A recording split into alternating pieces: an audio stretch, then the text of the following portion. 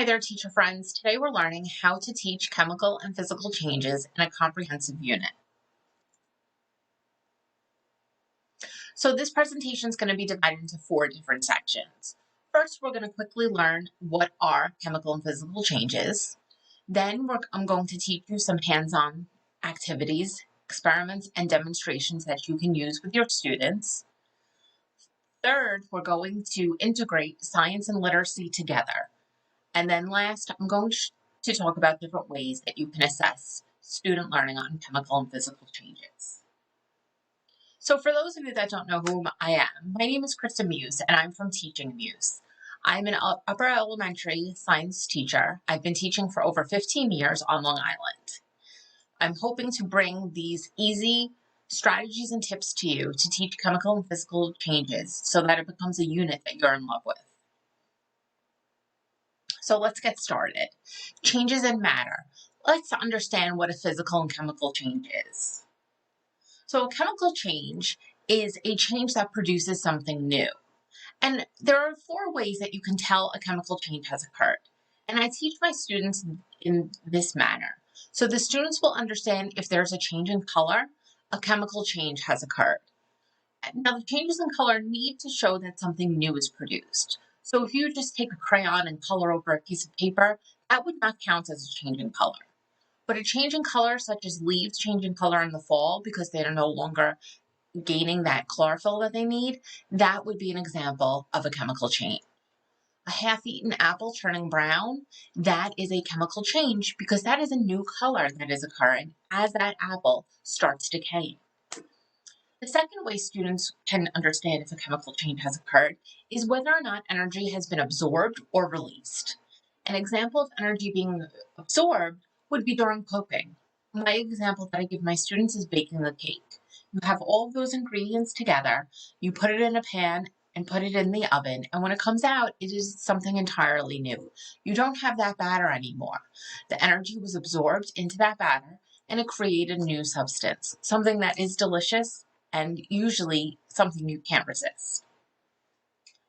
An example of energy being released would be fireworks. So once those fireworks are lit, we get those beautiful colors that we see in the sky. A change in odor is the third way students can identify a chemical change, and that would be odors such as sour milk or rotten eggs. That is letting us know that something is changing in the environment. If the milk has gone sour, not only do we get those chunks depending on how sour it is, but you also get that odor that's alerting you something is wrong here. Don't drink it. And a rotten egg smell is usually when sulfur has been added. So if you're going to the beach at low tide or something like that, then you get that odor that we are all accustomed to. Those of us that live near the ocean, at least. And then the last way to identify a chemical change is whether or not a gas or a solid has been produced. And gas could be gas bubbles, such as from Alka-Seltzer, from baking soda and peroxide combining. Those are some examples, and hopefully I will be able to show you that in a little while. Now, a physical change is completely different. A physical change does not produce anything new, but there are 3 ways to tell whether or not a physical change has occurred. The first one is size. If something has gotten bigger or smaller, it's most likely just a physical change. The change in shape, if you form or mold something. So if you think of Play-Doh or clay, where you can form something into a ball and then you can change it so that it now looks like a log. That is a change in shape, which would be a physical change. Folding your clothes, that would be a physical change. And then change in state. And this one confuses students a lot. But if you're changing from a solid liquid or a gas, but through freezing, melting, condensation, or evaporation, those are all physical changes. A lot of times you will use water as an example of this. And if you have water, like right here, that is boiling, that is liquid water that is turning into water vapor, but it's still water. So these are the 3 ways I have my students identify whether it is a physical change. So now that we know what is a chemical change and what's a physical change, now we want to get a little bit hands-on. This is where you're really going to draw your students in, and they're going to fall in love with your science class. I have a few demonstrations that I'm going to talk to you about that I do with my students, and I have a couple more that I'll talk about.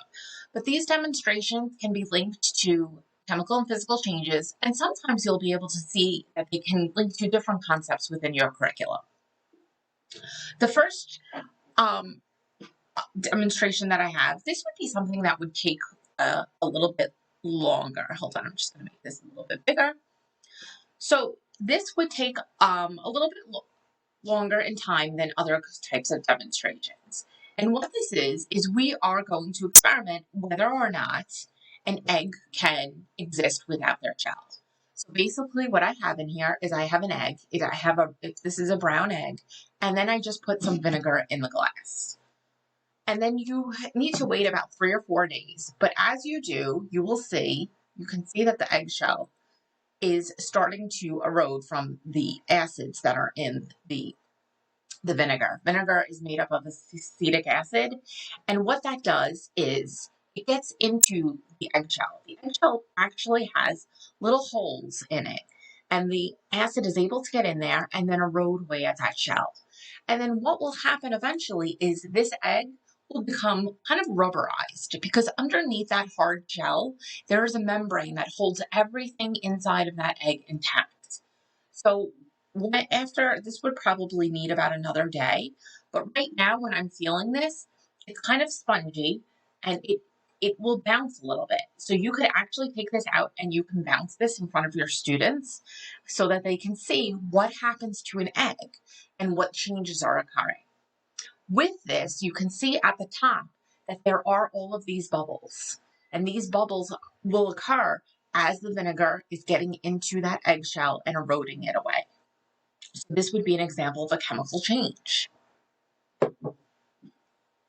Another example that you can use with your students would be elephant's toothpaste. So with elephant's toothpaste, there are many different videos that you can show your students, or you can do this in your classroom. And if you look further down on this blog, you will see the instructions that you can use to make elephant's toothpaste. It is a very, very fun experiment, and I do recommend adding food coloring to really give it some vibrancy. The students love that. And there's also a Mark Rober video where he tried to make the biggest elephant's toothpaste possible. So you can show students that too. That is really fun for them to see. A quick and easy way to show students about chemical and physical changes is simply something like lighting a candle. By lighting a candle, before you light the candle, you can have the students observe the candle and talk about the different states of matter that they see there. What does the candle look like? Make some observations. And then when you light the candle, when you wait a little bit of time, you will see a couple things happening. First, you have that wick is now lit, and then you can see a little bit of smoke coming up from there. That is a new substance. Whenever something is lit on fire, you're going to have ash, water vapor, and smoke. So those are new substances that are being produced. But also, as that candle is lit, you're also going to see that hard wax now becoming liquid. It will be liquefied because it's starting to melt. So you can talk about all the different changes that are going on with something as simple as lighting a candle. I also have an activity called digestion in a bag, and this connects how food travels through the human body using different physical and chemical changes. So when we eat food, we're chewing it, which is a physical change, and it gets pushed down our esophagus, which also is a physical change. But once it gets into your stomach, then both of those changes are occurring. You have the muscles that are breaking down the food, and you also have the different acids in your stomach that are breaking down that food. You also have different enzymes in your saliva that are breaking down the food as well as you're chewing it. So there's a lot of ways you can connect some of these activities to different areas of your curriculum if you're teaching about the human body systems or states of matter, which often will come before your chemical and physical changes unit. I also have another activity that I like to do with my students, which I'm going to show you here. So this is basically just using a bottle that already has vinegar in it. That was just a water bottle with the vinegar. And then I have a balloon, and this has baking soda in it. So what you're going to do is I'm going to take the balloon and I'm going to wrap it around the top of this water bottle. And I will show you this in a second. So I have the balloon on top of the water bottle. The baking soda is in here. And then what I'm going to do is I'm going to pour this baking soda into the water bottle. And what you can see here is you can definitely see that the bubbles are inside the water bottle, but you can also see the gas that is produced. So this allows students to see that there definitely is a new substance being produced when you're combining baking soda and vinegar, because without that, we wouldn't have the gas that is filling up the balloon right here. I also like to do this when we're discussing solid liquids and gases, because you have the solid, which is the baking soda, the liquid is your vinegar, and then the gas is what is produced in there. So these are some ways that you can further elaborate on physical and chemical changes. I have one more thing to show you. I had a penny that was in here that was tarnished. So a tarnished penny that started out looking like this, something similar to that. But now, after sitting in vinegar, and as you can see, vinegar is a substance that you're going to want to have in stock in your classroom. Because after letting this sit in the vinegar for a few hours, you can see how shiny and much cleaner this penny is. Now, it does have a little bit to go on the back of it, but it is in much better shape than it was. So this can allow you to talk a little bit about the chemical changes that are happening when you put that coin into the vinegar.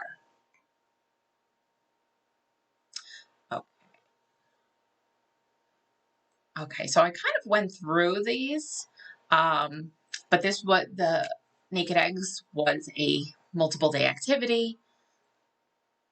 Then the elephant's toothpaste, and this is what will happen. If you use that food coloring, you will get this vibrant color that really students will enjoy. And then the digestion in a bag. Basically what you're doing is you're just putting all different types of food in there, and then you're simulating how the stomach muscles contract, and you will break them up. So students will see the physical changes that are happening. So now, how can we integrate literacy into science? Because a lot of times when we're in the upper elementary classroom, we don't have enough time to add science into our school day. So a lot of times we have to integrate that with literacy so that we can get the most bang for our buck. So these are going to be some ideas of how you can integrate more literacy into your science curriculum as you're teaching chemical and physical changes. So I love using graphic organizers. Even having a graphic organizer like this, where the students have a physical change up top, and then 3 different ways you can tell a physical change happened, and then giving 2 examples of each. So 2 ways that you can change the size of something, 2 ways you can change the state of matter, and then 2 ways you can change the shape. I also have a graphic organizer behind me where I like to use a Venn diagram so that we can compare and contrast chemical and physical changes. And we can also see by comparing what they may have in common.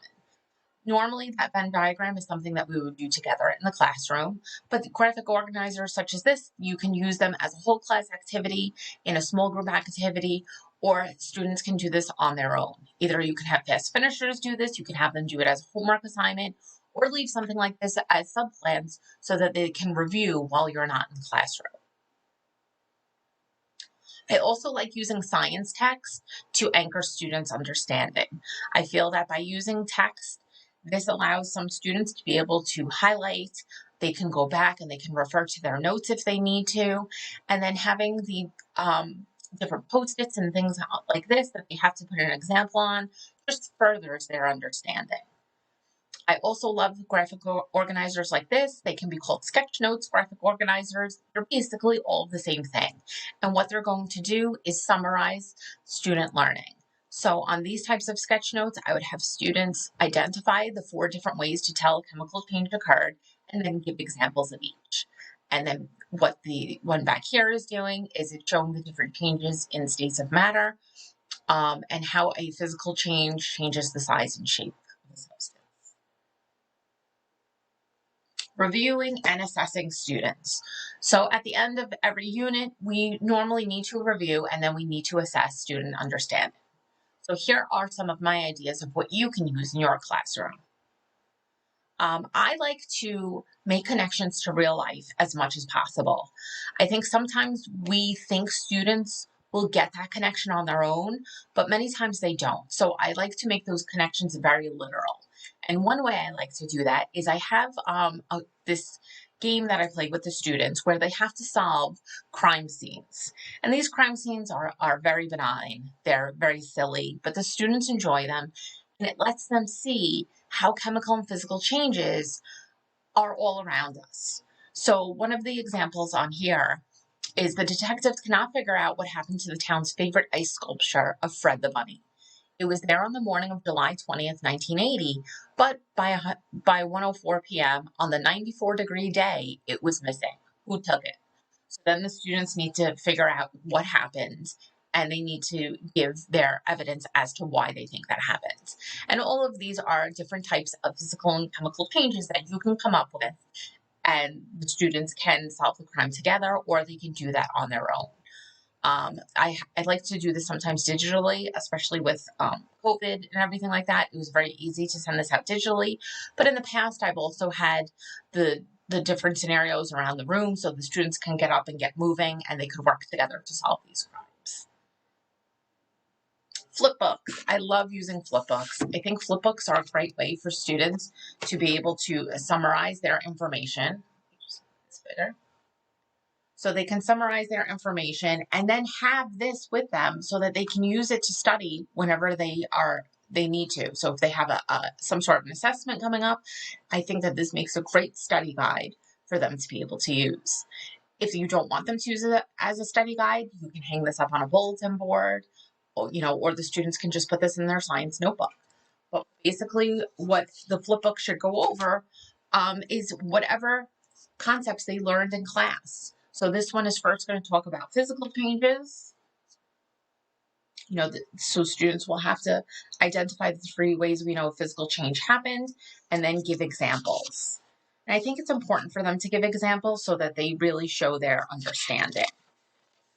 And then I have signs of a physical change. So this one is chemical. How do we know that a chemical change has occurred? I've never mastered putting this in front of the camera. But we can see an avocado when the avocado is going brown, the cake, change in odor, we have sour milk, and then a gas or a solid is produced like a precipitate. And then then I give them examples of a chemical change and they need to explain why that is a chemical change, and then the same thing for a physical change. So I feel that flipbooks are a great way to wrap up your unit and for students to be able to show their understanding.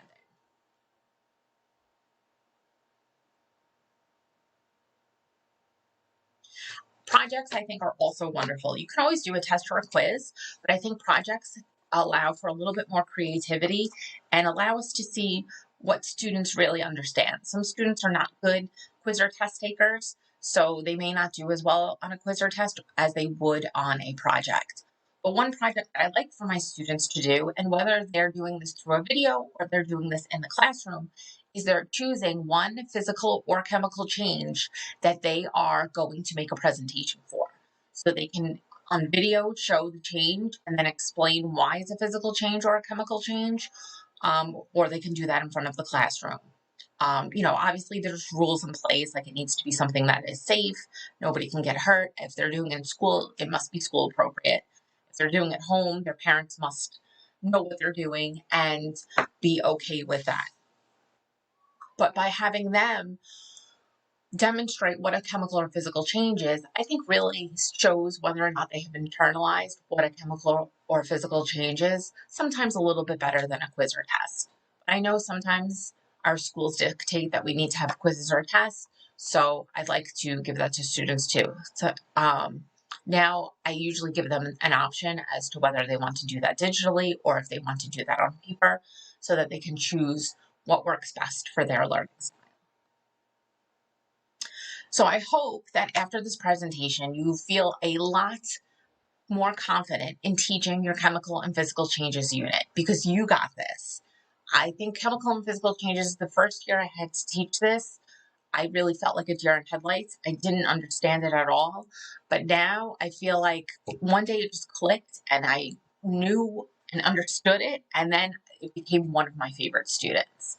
I'm sorry, one of my favorite units. So I do hope that that is the same in your case. If you would like to learn more, you can visit me at teachingmuse.com. That's where you can find all tips and ideas and strategies to use in your science classroom. Or you can visit me on Teachers Pay Teachers. I am Teaching Muse. So I hope that you have a great day, and I hope that you are going to get out there and teach more about chemical and physical changes. Thank you for listening.